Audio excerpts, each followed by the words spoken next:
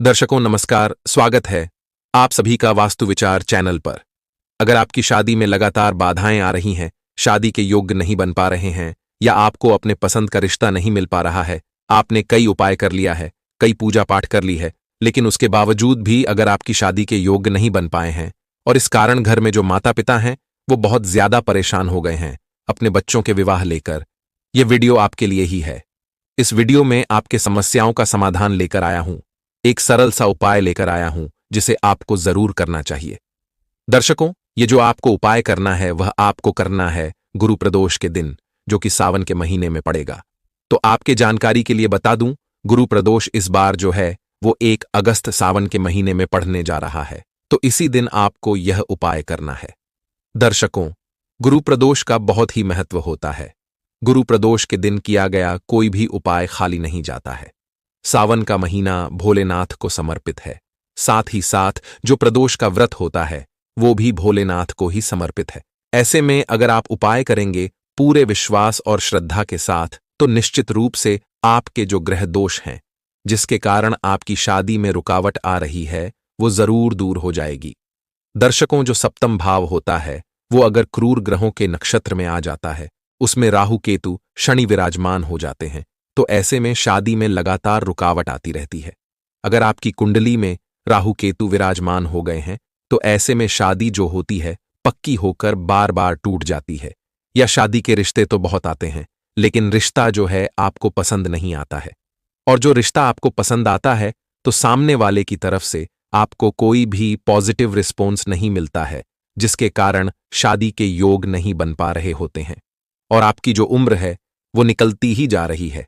अगर इस तरीके की कंडीशन आपके साथ भी हो रही है कि शादी बार बार टूट रही है या फिर शादी जो है हो ही नहीं पा रही है, किसी ना किसी कारण से शादी में रुकावट आ रही है, तो ऐसे में गुरु प्रदोष के दिन किया गया एक छोटा सा उपाय आपके सारे दोषों का निवारण कर देगा। जी हां दर्शकों, क्योंकि हमारे देवों के देव जो महादेव हैं वो भाग्य को भी बदल देते हैं, तो अगर आप गुरु प्रदोष के दिन यह उपाय करते हैं तो निश्चित रूप से आपकी शादी में आ रही सभी प्रकार की जो बाधाएं हैं वो दूर हो जाएंगी और आपके घर में भी मांगलिक कार्यों की शुरुआत होने लगेगी।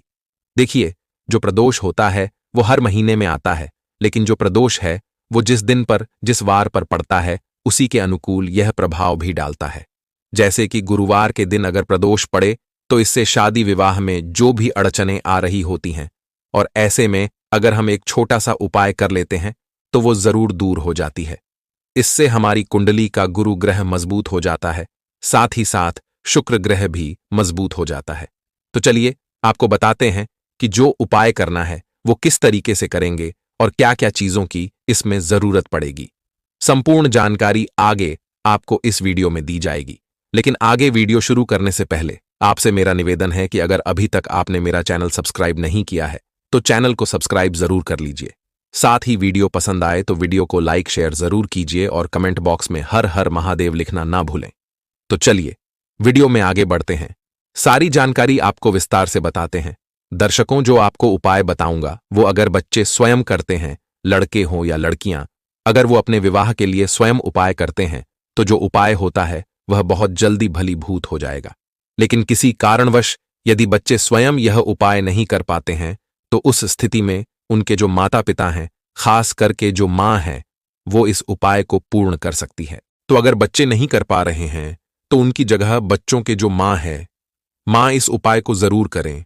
अगर आप गुरुवार का व्रत रखती हैं, अगर आप प्रदोष का व्रत रखती हैं तो बहुत अच्छी बात है। वैसे इस उपाय के लिए आपको व्रत रखने की तो कोई विशेष आवश्यकता नहीं है, लेकिन अगर आप व्रत रखती हैं तो आप व्रत को रख सकती हैं। व्रत रखते हुए भी आप इस उपाय को पूर्ण कर सकती हैं। लेकिन अगर आप व्रत नहीं रखना चाहती हैं तो आप सिर्फ उपाय कर लीजिए, उससे भी आपको पूर्ण लाभ होगा।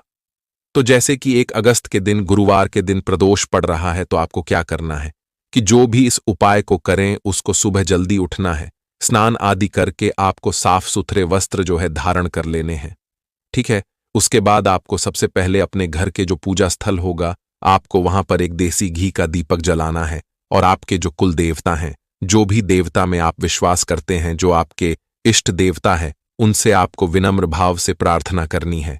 आपको हाथ जोड़कर उनसे विनती करनी है कि मैं जो उपाय करने जा रहा हूं या फिर जा रही हूं मुझे इस उपाय में सफलता दिलाएं। इस तरीके से सबसे पहले आपको अपने मंदिर में जो पूजा स्थल होगा वहां के देवी देवता को प्रसन्न कर लेना है। उसके बाद में आपको जो आपके घर में अगर केले का पेड़ लगा हुआ है तो अच्छी बात है। अगर आपके घर में केले का पेड़ नहीं है तो इसके लिए आप किसी मंदिर परिसर में जा सकते हैं और जाने के बाद आपको केले की जड़ में हल्दी मिश्रित जल चढ़ाना है, यानी कि एक लोटे में आप जल लीजिए, उसमें चुटकी भर आप पिसी हुई जो हल्दी होती है वह मिला लीजिए और यह आप गुरु प्रदोष के दिन केले की जड़ में चढ़ा दीजिए।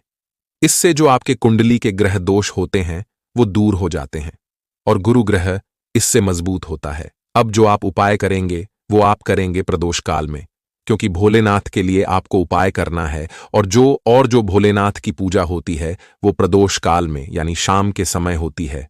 प्रदोष काल में भोलेनाथ के लिए किया गया जो उपाय होता है वो बहुत जल्दी पूर्ण हो जाता है, तो आप प्रदोष काल में इस उपाय को करें। जो व्रत रखते हैं वो भी प्रदोष काल में ही करेंगे और जो व्रत नहीं रखते हैं वो भी प्रदोष काल में ही इस उपाय को पूर्ण करेंगे। जैसे कि आपको जो उपाय करना है वह आपको प्रदोष काल में करना है। प्रदोष काल का समय सूर्य अस्त के 45 मिनट पहले और 45 मिनट बाद का समय होता है। सांय काल में आपको इतने टाइम पर ही यह उपाय करना है, यानी कि 1 से 1.5 घंटे का आपके पास समय होगा और इस समय में ही आपको उपाय करना है। इसके लिए आपको पूजन की एक थाली जो है वह सजा लेनी है। उसमें आपको भोलेनाथ को चढ़ाने के लिए सभी प्रकार का सामान रखना है, जो भी आपके पास हो। आपके पास धतूरा है वो रख लीजिए, सफेद फूल रख लीजिए, धूप दीप इत्यादि रख लीजिए, देसी घी का एक दीपक रखिए और भोलेनाथ के लिए आप एक लोटा जल लीजिए और फिर उस जल में आपको जो शहद होता है वो शहद मिला लेना है और ये सब चीजें लेकर आपको जाना है शिव मंदिर में, है ना। देखिए, आप इस उपाय को अपने घर पर रहकर भी पूर्ण कर सकते हैं और मंदिर में भी कर सकते हैं। अगर आपके घर में शिवलिंग है, आपने शिवलिंग अपने मंदिर में स्थापित कर रखे हैं, तो आप वहां पर भी इस उपाय को कर सकते हैं। लेकिन आप कोशिश यही करिएगा कि आप मंदिर में जाकर करें, क्योंकि मंदिर की मूर्ति में और घर की मूर्ति में बहुत ज्यादा फर्क आ जाता है। क्योंकि मंदिर की जो मूर्ति होती है वो प्राण प्रतिष्ठित मूर्ति होती है, उसमें सुबह शाम आरती होती है, कई भक्तगण पूजा कर रहे होते हैं, जिससे कि हमारा जो उपाय होता है वो जल्दी भलीभूत हो जाता है। तो इसलिए आप कोशिश करिए मंदिर जाकर ही यह उपाय को करें। तो अब यह सारी चीजें लेकर जो आपने अपनी थाली में रखी हुई है, शिव मंदिर जाना है और अब आपको 108 बेलपत्र भी रखना है और आपको पीला चंदन भी रखना है। देखिए, सावन का महीना चल रहा है, आपको सारी चीजें बहुत ही ईजिली मिल जाएगा, तो आप ये सारी चीजें रख लीजिए और ये लेकर आप शिव मंदिर में जाएंगे। शिव मंदिर में जाने के बाद में सबसे पहले आपको एक लोटा जल जिसमें आपने शहद मिलाया हुआ है वो आपको शिवलिंग के ऊपर समर्पित कर देना है, ओम नमः शिवाय का जाप करते हुए। इसके बाद जो भी आप चीजें लेकर आए थे वो आपको भोलेनाथ को चढ़ा देना है। शिवलिंग के ऊपर आपको सारी चीजें चढ़ा देनी है। इसके बाद में जो आप 108 बेलपत्र लेकर आए थे वो 108 बेलपत्र पर आपको पीले चंदन से जय श्री राम लिख लेना है। पूरे 108 बेलपत्र पर सबसे पहले आप पीले चंदन से जय श्री राम लिख दीजिए और जो भी बच्चे उपाय कर रहे हैं या मांग कर रही है बच्चे के लिए, तो उनको अपने हाथों से एक एक करके यह जो बेलपत्र है वो शिवलिंग के ऊपर, यानी कि जो शिवजी का भाग है शिवलिंग के ऊपर पिंडी पर, वहां पर आपको चढ़ा देना है। याद रहे कि जो चिकना वाला भाग है जिस पर आपने जय श्री राम लिखा है वो शिवलिंग की तरफ होना चाहिए, खुदरा भाग आपकी तरफ होना चाहिए। और इस प्रकार से एक एक करके आप बेलपत्र चढ़ाते जाइए और शीघ्र विवाह की कामना करते जाइए। ओम नमः शिवाय का जाप करते जाइए। तो इस तरीके से आपको उपाय जो है वो कर लेना है। उसके बाद में आपको अपने घर आ जाना है और घर आने के बाद में आपको गेहूं के आटे के 8 दीपक बनाकर तैयार कर लेना है। ये जो आप 8 दीपक बनाएंगे उसमें आपको गोल वाली बाती लगानी है और आप तिल का तेल का भी प्रयोग कर सकते हैं या आप सरसों के तेल का भी प्रयोग कर सकते हैं। और ये 8 दीपक आपको अपने घर की 8 दिशाओं में रखना है। जैसे कि जो 4 दिशा होती है, पूरब पश्चिम उत्तर दक्षिण, और साथ ही साथ उसके बीच में कोने भी होते हैं। जैसे कि दक्षिण पश्चिम का कोना हो गया, पश्चिम उत्तर का कोना हो गया, उत्तर उत्तर दक्षिण का कोना हो गया। तो ये जो कोने होते हैं इनको मिलाकर टोटल 8 दिशाएं हो जाती हैं हमारे घर पर। तो ये 8 दिशाओं पर आपको 8 दीपक रखना है और दीपक रखते हुए आपको अपने बच्चों के विवाह के लिए प्रार्थना करनी है। आपको विष्णु भगवान से प्रार्थना करनी है कि जो भी मेरे बच्चे के ऊपर दोष हो, गृह दोष हो, पितृदोष हो, किसी भी तरीके का दोष हो, वो समाप्त हो जाए। और 8 दीपक गुरु प्रदोष के दिन अपने घर की 8 दिशा में रखते हैं, यानी प्रज्वलित कर देते हैं। तो इससे आपके घर में अगर कोई नेगेटिव एनर्जी होगी, घर में कोई बाधा होगी जिसके कारण मांगलिक कार्य नहीं हो पा रहे हैं, तो वो दूर हो जाएगी। अतिशीघ्र घर में शुभ कार्य होने लगेंगे। और जो आपने शिव जी पर जल चढ़ाया है, शिव जी पर जो आपने बेल पत्र चढ़ाए हैं, इससे आपकी कुंडली के जो ग्रह दोष हैं वह दूर होंगे। तो यह 2 कार्य आपको गुरु प्रदोष के दिन सावन के महीने में अवश्य ही कर लेना है। निश्चित ही आपकी शादी के योग्य बनने लगेंगे। तो उम्मीद करते हैं आज का यह वीडियो आपको पसंद आया होगा। अगर वीडियो पसंद आया हो तो वीडियो को लाइक शेयर जरूर करें। साथ ही कमेंट बॉक्स में हर हर महादेव अवश्य लिखें। धन्यवाद।